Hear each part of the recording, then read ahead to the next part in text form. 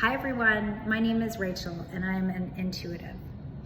So today I wanted to talk about what we can do to set ourselves on that path of ascension, to help ourselves evolve or rise up into higher frequency states. In other words, how we can shift into higher timelines, how we can connect more with our own divinity and be that divine self that we all are. So you hear a lot of spiritual leaders and teachers and writers speaking about this type of thing, but I wanted to make this relatable on a personal level, as in some tips of what we can focus on. So the first thing that came through when I tuned into this was make peace with what has been. So I feel like this is really interesting and really important because we're always so focused on getting somewhere or, looking forward or moving forward or trying to make that journey or that leap. But the first thing that's coming through is make peace with what has been. So imagine you're standing on the shore of an ocean and you're looking out to the vast, beautiful ocean, and you can't wait to sail free and sail out into that expansiveness, that bliss. But before you can sail, you need to turn around and look back at the land over which you have traveled. So what I mean by that is it's on, as I'm speaking, I can see it as this person standing on the shore and they've got this shackle on their ankle. And even though they desire to move forward and to be that state of bliss and have that flow and divinity within them, that shackle is there. So we can't ignore that. And so as I see the person turn around, the chain that goes back across the land is essentially symbolizing that which is still holding us back. Namely, so making peace with our own limiting stories. Maybe it's scarcity or unworthiness. Making peace with and releasing fears or traumas or kind of societal or ancestral energies or beliefs such as, again, I'm going to say scarcity as an example. So sitting with our own stuff and making peace with what has been. Right? So if it's from this lifetime, from other lifetimes, carried forward from collective or ancestral, etc. So making peace with what has been. And forgiving, right? Forgiving the self for our past grievances, forgiving others. So that's part of the making peace with. Because when we make peace with, we let go of. Right? We release and therefore we liberate ourselves. And so this is really our inner healing work. This part is really our inner healing work. What has been tying us back? What has been holding us down? What are those beliefs, those buried emotions, maybe shame, etc. And so inner healing work requires honesty and an open heart and patience and looking at, taking inventory and understanding, acknowledging and embracing with love. And that is really the making peace with, is the embracing with love. So that's the first tip. And I'm going to say here, if you want support with that part, reach out, because this piece can be a little bit tricky. Well, it can be, but it's not always tricky to do on one's own. Sometimes it's easier if you have assistance. So the second tip is twofold. It's all about the heart.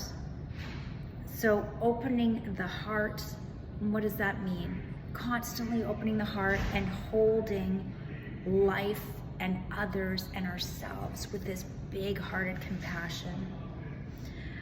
And then the second thing I'm hearing, so heart. The next thing I'm hearing is opening, and I'm really feeling that in the crown, opening to what is. So the all that is, opening to spirit. Okay, I'm going to take that a step further. in order to allow ourselves to, okay, hold on, I'm just gonna check in with this. It helps us on our path of ascension to open to the possibility, the understanding, the knowing that there is more. That there is more beyond this 3D world, that there is more than what we see through our physical eyes, you know, the streets and the busyness and the people and the work and the this and the that and the vehicles and all the things that we see out in our world. When you connect with this opening of the crown and this big kind of feeling of like, wow, there is more than what meets the eyes. It's like you know, if you're plugged into the 3D, you're pulling at that plug and releasing yourself from the 3D, and you're plugging into spirit. You're plugging, that's it. So you're unplugging from the 3D, and I'm not saying you don't participate anymore in paying your bills, etc. But the understanding that is more, opening the crown, connecting with that more. So when you unplug then from the 3D, you plug it into spirit, then spirit is guiding you on that path of ascension. It's like, okay, I'm in the flow, I feel connected, I feel loved, I know there is more, I can feel the light within me, I can feel and see the light everywhere. And now you're plugged into something greater. You're plugged into something greater. And you're plugged into the divinity then within you as well. So those are the 3 tips on a personal level, what we can do to help us set ourselves on that path of shifting into a higher timeline or ascension. So what in turn could be, what could block us or delay our own evolution, so to speak? So when I tuned into this, I got a few things. One is denial. So if a person is in a sense of like, you know, covering the ears, covering the eyes, doesn't want to see what's happening in the world, doesn't want to acknowledge the things that are going on within them, so that denial can prevent one or delay one's ascension or shifting into a higher timeline.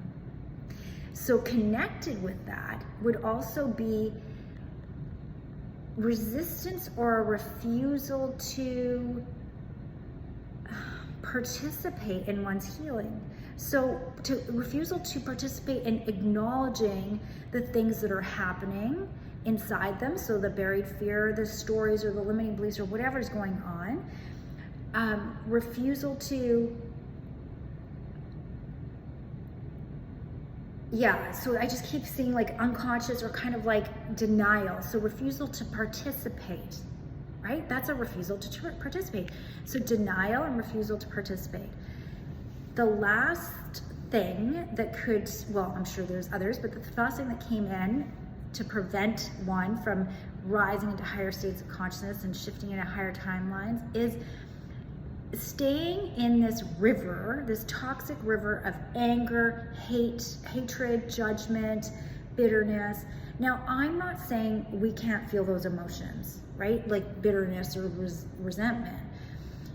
But when one stands in that toxic river, refuses to get out of it, and then either turns that energy inwards and hates the self, judges the self, hates the self, judges the self, or turns it outward, hates and judges the others or other groups, you're in that toxic river. And I'm seeing it as like, if there's this beautiful current of light that's ascending near the river, well, this person is in this business. This person's too busy being caught in that river. That this person doesn't even know that there's this path that is trying to take them and move them, shift them into states of existence that would give them peace, that would help them tap into that joy and the peace and the love that they're probably craving. Right? That we all essentially long for, that we all essentially want. And so so the final thing that I was picking up on, if the person refuses to get out of that river, that toxic river of like resentment, judgment, and hatred, and keeps projecting it outwards, shooting it outwards or shooting it inwards, they can't take the moment to step out and go, hey, what's mine here? What's theirs? And essentially participate in their own healing, then that will delay this journey for them. So I hope that kind of was a bit of an eye-opener, or maybe it was a confirmation or a validation of things that you were already picking up on. If you'd like assistance in any way or form, you can find me on my website under rachelschonecker.com.